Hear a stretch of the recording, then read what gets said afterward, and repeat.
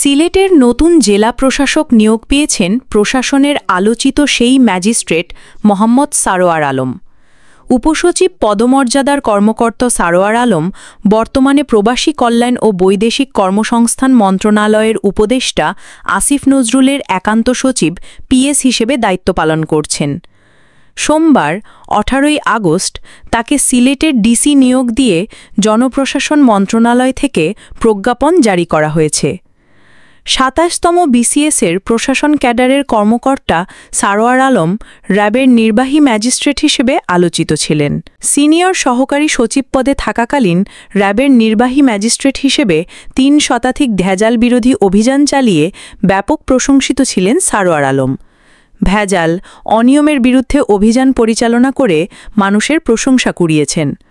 হঠাৎ ২০২০ সালের ৯ নভেম্বর তাকে প্রবাসী কল্যাণ ও বৈদেশিক কর্মসংস্থান মন্ত্রণালয়ের সিনিয়র সহকারী সচিব হিসেবে বদলি করা হয়।